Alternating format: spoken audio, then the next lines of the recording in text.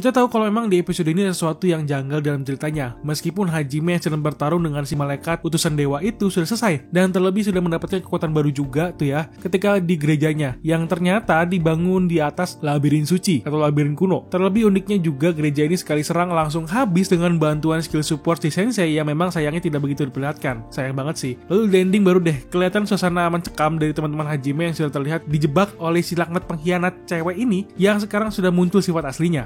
Selamat datang di pembahasan anime, dan sekarang saya akan membahas anime Arifureta Shokugyo Desekai Saikyo season kedua episode ke-10. Di episode ke-10 kita sudah bisa melihat pertarungan sengit antara Hajime dengan utusan dewa dengan kemenangan yang diraih oleh Hajime, dan runtuhnya gereja di Gunung Suci. Akhirnya si Hajime ini mendapat sihir spirit di mana dia bisa memindahkan sebuah jiwa ke sebuah golem yang memang menandakan sebuah skill yang akan digunakan oleh Hajime nantinya ke si Kaori ya. Dan bagi yang mau tahu spoilernya, nanti di ending video akan kita bahas sedikit.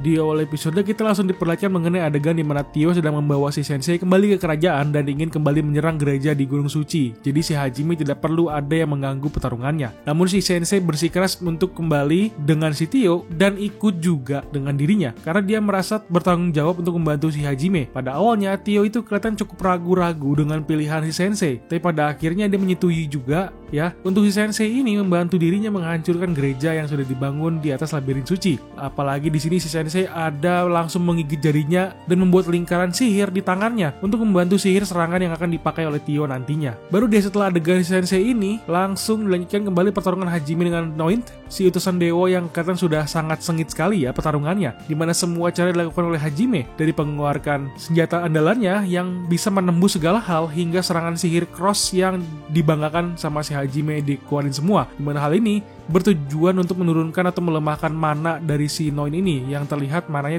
tidak turun sama sekali ketika bertarung dengan si Hajime, yang memang kalau mana itu turun atau habis pastinya tandanya sudah lelah gitu kan, karena kekuatan sihir itu pasti ada batasnya juga ketika dipakai. Tetapi tetap aja tuh beberapa kali serangan si Hajime menyerang si malaikat ini tidak mempan sama sekali, dan semua serangannya malah tangkis dan terlihat tidak ada efeknya. Hingga pada saat Hajime sudah kesusahan, akhirnya dia baru melihat tuh inti dari si badan si Noin ini yang memang akan jadi titik serangan utamanya nanti. Apalagi pada saat serangan di sini si Hajime ada melihat kalau senjata si Noin itu sudah mulai retak, yang artinya ada kesempatan yang akan muncul dalam pertarungan selanjutnya.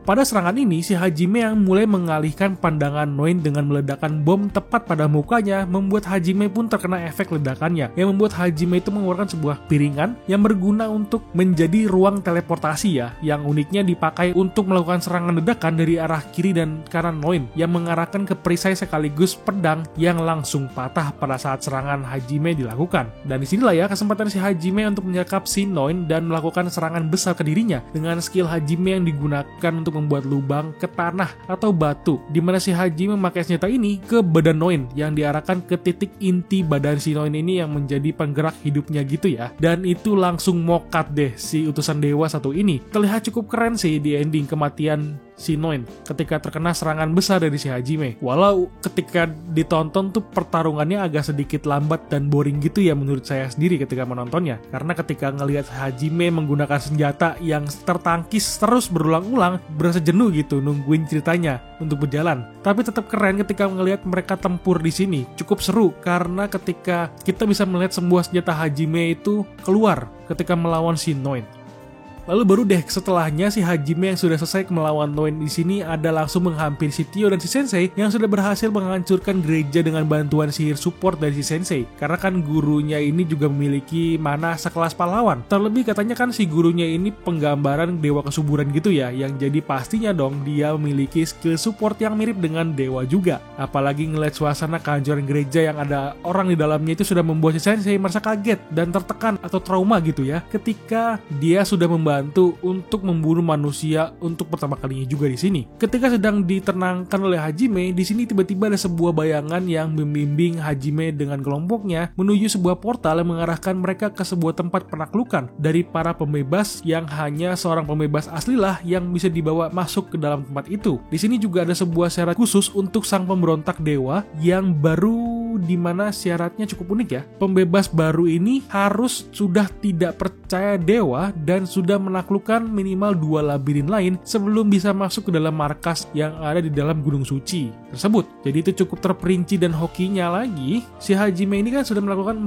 4 atau 5 labirin suci gitu ya, dan sekarang bertambah lagi deh akhirnya. Baru deh adegan selanjutnya balik ke cerita di dalam kerajaan dan fokus ke Shizuku yang mendengar ledakan pelindung yang cukup besar suaranya ke penjuru kerajaan. Dalam keadaan ini, bisa terlihat kalau Shizuku memiliki insting yang cukup tajam ya, dengan langsung bersiap dengan perlengkapan untuk bertarung. Walau cuma pakaian biasa, tapi dia pas kaget saja sudah bersiap pedangnya di bawah bantal. Seketika nanti ada serangan dadakan. Berbeda dengan si pahlawan kita ini yang bernama Koki, yang otaknya itu kagak bisa dipakai. Terlihat di sini ya, ketika mendengar suara ledakan dia malah masih santai saja dan perilaku kayak tidak terjadi apa-apa. Di sini ketika Shizuku sudah memberitahukan untuk berkumpul, baru deh Koki yang memimpin kelompok teman-temannya untuk merencanakan rencana selanjutnya ketika ada bunyi yang besar tersebut. Dalam percakapan di sini, tiba-tiba si Shizuku disamperin oleh seorang pelayan yang sudah dihipnotis dengan memberikan informasi mengenai serangan iblis yang sudah masuk ke dalam kerajaan dengan pasukannya yang berjumlah besar dan tidak bisa dilawan begitu saja oleh para anak-anak sekolah di sini ya.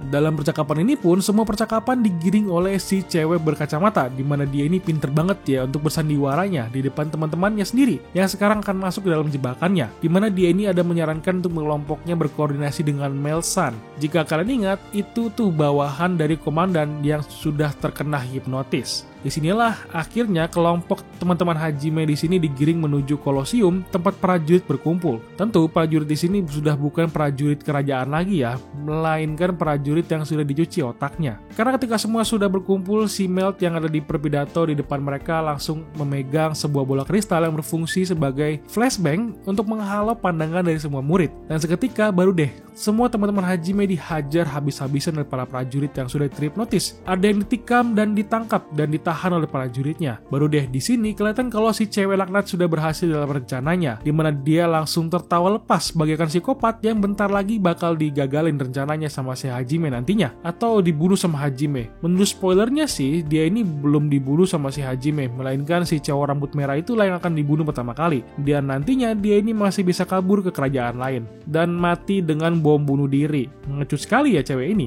Apalagi ngedengerin suara tertawanya aja udah agak muak ya.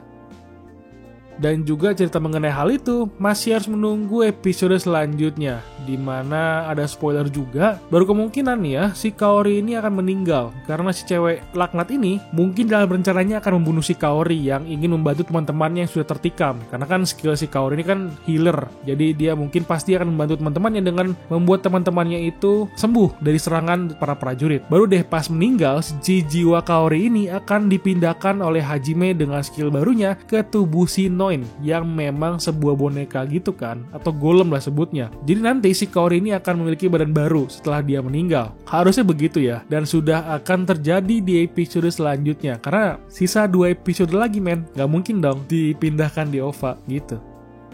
Oke, itu aja pembahasan mengenai Arifureta Shokugyo Desekai Sekyo season kedua episode ke-10. Jika kamu suka dengan pembahasannya, silahkan di like videonya dan di subscribe channelnya. Lalu berikan pendapat kalian mengenai anime ini. Gimana menurut kalian? Tulis komentar ya. Sampai ketemu di video lainnya. Thank you for watching and bye-bye.